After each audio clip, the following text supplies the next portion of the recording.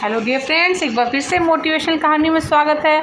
आज की जो कहानी है वो है केकड़ा और उसकी माँ। तो चलिए कहानी शुरू करते हैं। एक धूप भरे समुद्र तट पर जहाँ लहरें रेत को चूमती थी, एक माँ केकड़ा अपने छोटे बेटे के साथ टहल रहा था। माँ केकड़े की आंखें अपने बेटे की चाल पर टिकी थी। वह हमेशा की तरह बगल में तिरछा चल रहा था। उसके छोटे छोटे पैर रेत पर अनोखे निशान छोड़ रहे थे।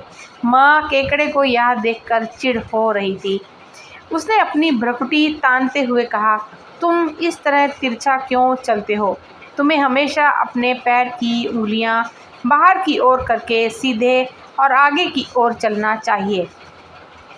छोटा केकड़ा, जो अपनी माँ की हर बात को ध्यान से सुनता था, ने बड़ी ही मासूमियत से जवाब दिया, मुझे चलना सिखाओ मेरी प्यारी माँ, मैं सीखना चाहता हूँ। उसकी आवाज़ में उत्साह और आज्ञाकारिता थी। वह अपनी माँ को खुश करना चाहता था और सचमुच सीधे चलना सीखना भी चाहता था। माँ केकड़ा गर्व से फूल उठी। उसने सोचा, मेरा बेटा कितना आज्ञाकारी है, मैं उसे दिखाऊंगी कि सही तरीके से कैसे चला जाता है। उसने अपने कवच को सीधा किया और आत्मविश्वास से बोली, देखो बेटा, मैं तुम्हें सिखाती हूँ। उसने अपने पैरों को सीधा करने की कोशिश की और आगे की ओर चलने का प्रयास किया, लेकिन जैसे ही उसने कदम बढ़ाया, वह अपने पुराने ढर्रे पर आ गई। बगल में तिरछा चलने लगी। उसके पैर स्वाभाविक रूप से उसी तरह से मुड़ रहे थे जैसे कि हमेशा से मुड़ते थे। माँ केकड़े ने फिर से कोशिश की।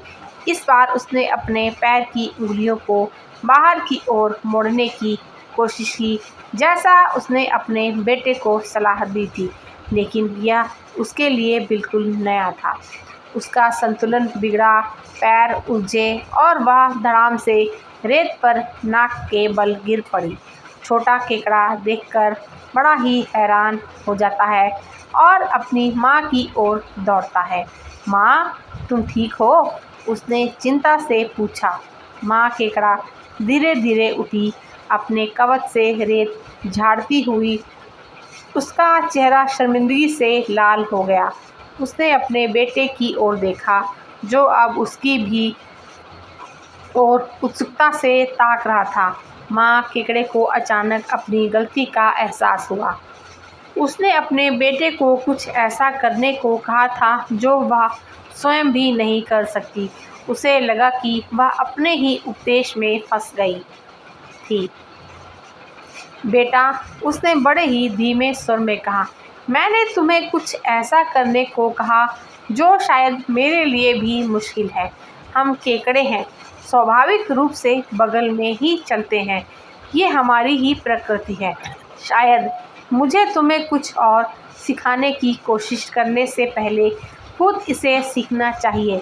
छोटा केकड़ा मुस्कुराया और अपनी माँ के पास आकर बोला, कोई बात नहीं माँ, मुझे तुम्हारी तिरछी चाल बहुत ही पसंद है। हम दोनों मिलकर सीधे चलना सीख सकते हैं। माँ केकड़ा हंस पड़ी। उसने अपने बेटे को गले से लगाया और दोनों साथ साथ तिरछे चलते हुए समुंदर की ओर बढ़ गए। उस दिन माँ केकड़े ने एक महत्वपूर्ण सबक सीखा कि दूसरों को सलाह देने से पहले खुद उसका पालन करना चाहिए, और छोटे केकड़े ने सीखा कि अपनी कमियों को स्वीकार करना और साथ मिलकर सीखना कितना सुंदर हो सकता है। तो फ्रेंड्स, ये थी हमारी आज की कहानी सुनने के लिए आप सभी का बहुत बहुत शुक्रिया। इस कहानी से हमें जो है शिक्षा भी मिलती है, सीख मिलती है कि दूसरों को उपदेश देने से पहले हमें स्वयं उसका उदाहरण प्रस्तुत करना चाहिए। सलाह देना आसान है, लेकिन उसे अपने जीवन में उतारना चुनौतीपूर्ण हो सकता है।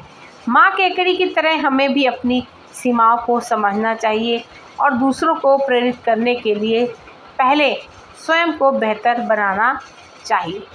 तो फ्रेंड्स, एक बार फिर से कहानी सुनने के लिए आप सभी का बहुत बहुत शुक्रिया।